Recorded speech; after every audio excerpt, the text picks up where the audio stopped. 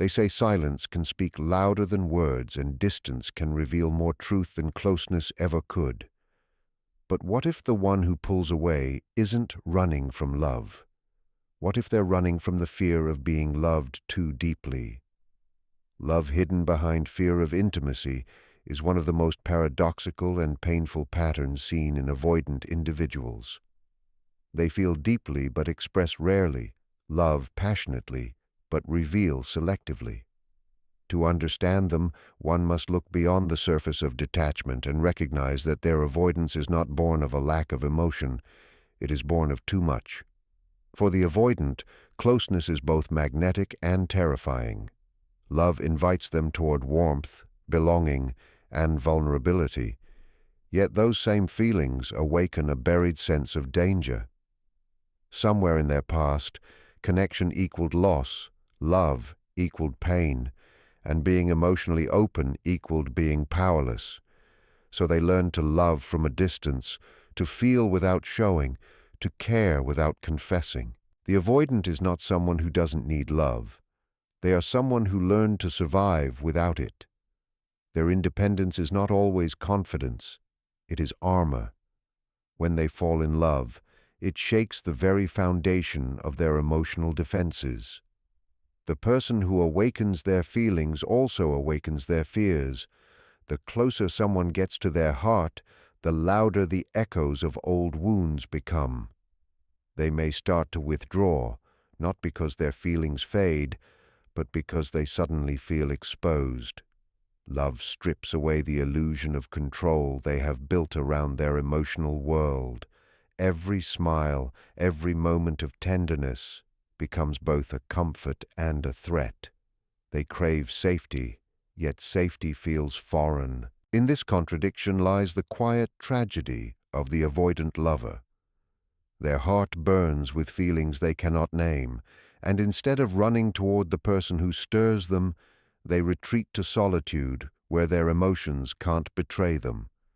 They might spend nights replaying memories, overthinking every interaction, wondering if they said too much or revealed too little. Love, for them, becomes a battlefield fought entirely within. Their instinct is to suppress what they feel to maintain equilibrium, to convince themselves that they don't need anyone. Yet suppression never kills emotion, it only buries it deeper, where it waits to resurface in unexpected ways. When you encounter an avoidant who still loves you but is too afraid to say it, their affection shows up in subtleties. They might linger longer than they intend. Ask how you've been in a quiet message after weeks of silence, or remember things you thought they'd forgotten. Their love is coded into actions rather than words, glimpses of warmth that escape their control. They may not say, "I love you," but they show it in the rare moments they let their guard down. Their silence is not always rejection. Sometimes it's self-preservation. They are trying to reconcile two opposing instincts, to love and to protect themselves from being hurt again. The fear of intimacy often stems from the deep association between closeness and loss. Somewhere in their story, love became unpredictable, perhaps tied to abandonment, criticism, or emotional inconsistency. So when they meet someone who genuinely cares, their nervous system confuses comfort with danger. They want to trust but cannot relax. They want to reach out but hesitate. This is not emotional coldness, it's emotional exhaustion. They have learned that love can vanish, and so they build walls before anyone else has the chance to leave. Yet within that fear lies genuine tenderness. The avoidant's silence is filled with unsaid affection, and their distance often hides quiet longing. They notice the smallest things about you, the way you laugh, the words you use, the times you go quiet yourself. They may not chase, but they rarely forget. They may not confess, but they still care. Their love moves in slow, cautious steps, testing whether it is safe to be seen again. To truly understand their fear of intimacy is to recognize that behind every act of avoidance lies a heart that once tried too hard, loved too deeply, and was hurt too much to ever risk it easily again. The contradiction between an avoidant's emotions and actions is one of the most confusing yet revealing aspects of their behavior. They can feel love intensely while behaving as if they don't care at all. This disconnection doesn't come from deceit or manipulation. It arises from an internal conflict between their yearning for closeness and their fear of vulnerability. When they fall in love, the emotions they experience are not shallow, they are overwhelming. But to an avoidant, overwhelming feelings are dangerous because they threaten the control they depend on to feel safe. They have learned, often through past experiences, that emotional exposure leads to pain, rejection, or loss. So instead of expressing love directly, they hide it behind a mask of indifference, convincing themselves that if they appear detached, they cannot be hurt. This creates a peculiar duality within them. On one side is the longing to connect, to be understood, to share their inner world with someone who feels safe. On the other side is the instinct to retreat, to maintain emotional distance, to preserve their independence at any cost. When these two forces collide, their behavior becomes inconsistent. They may act affectionate and attentive one moment and distant or cold the next.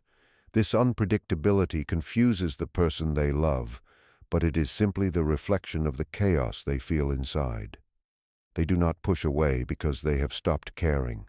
They push away because caring has become too intense to manage. Their contradictions show up in subtle ways. They will avoid deep conversations yet listen intently when you speak. They may seem uninterested, but secretly remember every detail you share. They will say they don't want commitment, but still check on you from the shadows, unable to fully let go. The truth is that love threatens their sense of autonomy. To love deeply is to surrender a piece of control, and for someone who equates control with safety, this feels unbearable. They will try to rationalize their emotions, convincing themselves that they are better off alone, even as their heart aches in silence. What many misunderstand about avoidance is that their emotional detachment is not the absence of feeling, it is the suppression of feeling. They experience emotions just as deeply as anyone else, sometimes even more so, but their coping mechanism is to disconnect before they drown. When love becomes too real, they withdraw to protect themselves from the imagined catastrophe of being dependent or rejected. Their silence becomes their defense, their retreat a form of survival. Yet in private moments, their thoughts often circle back to the person they left behind. They may replay conversations, analyze words, or wonder if they went too far in pushing you away. If you look closely, you'll see that their actions, though inconsistent, carry traces of genuine care. They might not reach out often, but when they do, it is deliberate. They may appear emotionally flat, yet their eyes soften when they see you happy. They may avoid confrontation but will subtly adjust their behavior to make you more comfortable. Their contradictions are not a lack of emotion, but a reflection of the war between their heart and their defenses. This inner tug-of-war defines much of their relational behavior. When they sense love growing stronger, they become both drawn and frightened. They might begin to test you unconsciously, pulling back to see if you'll chase or withdrawing to gauge whether you'll abandon them. Beneath these actions is not manipulation, but a desperate need for reassurance that love can exist without engulfment. Their heart wants closeness, but their mind screams for space. They are torn between the desire to trust and the fear that trust will destroy them. To love someone like this is to witness their silent contradictions and understand that their mixed signals are not a lack of interest, but a symptom of emotional conflict. They are caught between two truths, that they love you deeply and that love feels dangerous. Their actions may confuse, but their hesitation comes from the depth of what they feel, not the absence of it. Deep down, they hope you can see beyond the distance to the emotion they are too afraid to show. Deep within every avoidant lies an unspoken fear, the fear of losing control. This fear is not born in the present moment but rooted in early experiences where emotional closeness was tied to instability, rejection, or pain. When love enters their life, it reawakens those old memories of helplessness. To them, vulnerability feels like surrender, and surrender feels like danger. So even when they love deeply, they try to manage that love by controlling their emotions, their environment, and the pace of the relationship. Love becomes something they want to feel safely, on their own terms, without risking exposure. But emotions cannot be controlled forever.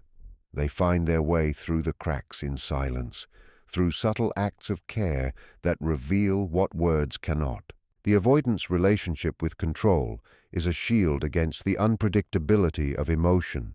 They associate dependence with weakness, so they try to remain self-contained, convincing themselves they don't need anyone. Yet the irony is that their self-protection often becomes self-imprisonment. They may long for intimacy, but will instinctively pull away the moment they start to feel too attached. It is not that they don't care. It is that caring makes them feel powerless. The more someone means to them, the more they fear losing control over their own emotional balance. They will rationalize, detach, or distract themselves to regain composure, even as their heart aches for connection. When love begins to soften their defenses, they experience both yearning and panic. They might try to intellectualize their feelings, analyzing instead of feeling, keeping the relationship safe from emotional chaos. They prefer order over uncertainty, predictability over passion. Yet love, by its very nature, defies control. It invites surrender, openness, and trust, all the things an avoidant has learned to fear. This internal conflict becomes visible in their behavior. They may offer small gestures of affection, but withdraw when those gestures are reciprocated too warmly. They might initiate contact, but disappear when things start to feel too intimate. These fluctuations are not games. They are coping mechanisms born from the instinct to stay safe while still trying to love. Control also serves as a way to avoid shame. Many avoidants carry a deep sense of unworthiness that tells them they are safer alone than exposed. When someone loves them, it confronts this belief. Love feels like a mirror reflecting parts of themselves they would rather keep hidden, the parts that were once rejected or neglected. So they retreat, not because they don't value the connection, but because they fear being truly seen. The need to control, then, becomes a way of hiding the parts of themselves they cannot bear to reveal. But love has a way of slipping past those defenses, showing itself in the moments when they forget to protect. You can often spot their hidden affection in their contradictions. They might show concern in practical ways, asking if you're okay, fixing something for you, or quietly supporting you when you're struggling, because these actions allow them to express love without confronting emotional vulnerability. Control gives them a sense of distance, a safe way to participate in love without surrendering to it completely. Yet underneath these careful gestures lies a longing to trust, to relax, to let love in without fear of being consumed. When an avoidant begins to lose that sense of control, their deepest emotions rise to the surface. They might become quiet, reflective, or even conflicted. In those moments, their love is most visible, though they may not recognize it themselves. Their attempts to manage affection reveal how much it matters to them. Every act of withdrawal, every wall they build, is a sign that they are feeling something powerful enough to frighten them. Their love does not appear in grand declarations, but in the struggle to balance safety with surrender. It is love trying to exist within boundaries that are constantly shifting between the desire to connect and the instinct to protect. The push-pull dynamic is one of the most defining and heartbreaking behaviors seen in avoidant individuals when they fall in love. It is a constant emotional dance between approach and retreat, closeness and distance, connection and withdrawal. When you move closer, they instinctively pull away, and when you step back, they feel the sudden emptiness and start to chase. This cycle is not manipulation but an unconscious struggle within them, a battle between the deep longing for intimacy and the overwhelming fear of losing themselves in it. To understand the avoidant, one must see that their pushing and pulling is not about controlling others, but about surviving the intensity of their own emotions. At their core, avoidants crave connection like anyone else. They dream of being loved, understood, and accepted. Yet when love begins to feel real, it triggers an alarm inside them. The closer someone gets to their emotional center, the more their mind warns them of danger. They begin to equate closeness with the loss of independence, imagining that being loved means being consumed or trapped. So they push away to regain a sense of safety, but as soon as they distance themselves, a different kind of pain sets in. The loneliness of separation, the ache of missing someone they truly care about. The cycle begins again as they reach out in quiet ways, trying to reconnect without exposing too much of themselves. This push-pull pattern can be confusing for those who love them. One moment the avoidant seems open, vulnerable, and connected, and the next they become cold, detached, or unavailable. The truth is, both states are genuine. When they pull close, it's because their desire for love wins over fear for a while. When they push away, it's because their fear of losing control becomes unbearable. These constant shifts reflect their inner war between heart and mind. They do not consciously choose this pattern. It is their nervous system's response to intimacy. When love feels too intense, they retreat to calm the panic, then return once they feel emotionally safe again. The avoidance push-pull behavior often emerges when they start feeling seen. To them, being emotionally exposed feels like being cornered, so they distance themselves just as the relationship deepens. They might say they need space, become unresponsive, or focus on work and distractions to regain a sense of control. But this distance rarely brings peace. Instead, it leaves them longing for what they pushed away. When they sense you detaching or losing interest, fear awakens again, the fear of being abandoned. That fear drives them back toward the very closeness they had fled from.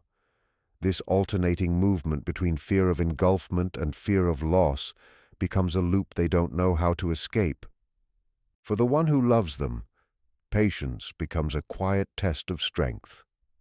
It's easy to take their withdrawal personally, to think it's rejection or indifference. But often, their pulling away is a silent cry for emotional regulation. They retreat not to hurt you, but to manage the flood of emotions they cannot yet express safely. Their love language becomes paradoxical, distance that hides longing, silence that hides affection, and withdrawal that hides a desire to be found. Deep inside, the avoidant wishes for consistency, but their emotional wiring keeps them trapped in contradiction. They want a love that feels safe but don't know how to build it without first destroying what's there. They push because they fear being swallowed by love, yet they pull back because they can't bear to live without it. It is an exhausting cycle that reflects not a lack of care, but an excess of fear. Their heart says yes while their mind screams no. They live caught between two worlds, one where love feels like freedom and another where love feels like danger. Only when they begin to feel that love doesn't threaten their independence, that connection doesn't mean losing self, does the push-pull dynamic start to quiet. Until then, their love exists in motion, forever advancing and retreating, hoping to find a balance between safety and surrender. Transformation through safe distance is the silent key to understanding how an avoidant begins to open up to love. Unlike those who crave constant reassurance, avoidants need space to feel emotionally safe. Their healing does not happen through pursuit or persuasion, but through presence without pressure. When someone stops demanding their attention or validation, something within the avoidant shifts. The absence of control, expectation, or emotional intensity allows them to breathe again. They begin to see that love does not have to be suffocating. Distance, paradoxically, becomes the very space where their feelings start to bloom. What once felt like a threat now begins to feel like freedom. And in that freedom, affection finds its quiet way back to the surface. Avoidants associate closeness with the potential for pain, so when a partner withdraws or stops chasing, they no longer feel cornered. The dynamic that once triggered their defenses softens. They start to notice the emptiness created by your absence, not as rejection, but as a mirror reflecting their own longing. For perhaps the first time, they can feel the weight of their emotions without the pressure to react. They begin to miss the warmth they had distanced themselves from, and in missing it, they rediscover their capacity to love. It is through the stillness that their emotional clarity returns. The love they had buried beneath fear starts to re-emerge in quiet, cautious gestures, a message out of nowhere, a lingering glance, a subtle attempt to reconnect. In that safe distance, the avoidant learns to trust again. Trust for them is not built through words or promises. It is built through the consistent experience of safety. When they realize that someone can care without trying to control, they begin to lower their walls. They start to believe that love does not demand the sacrifice of their independence. The partner's emotional steadiness becomes an anchor in the avoidant's turbulent inner world. Without the pressure to perform or explain, they can finally explore their feelings without panic.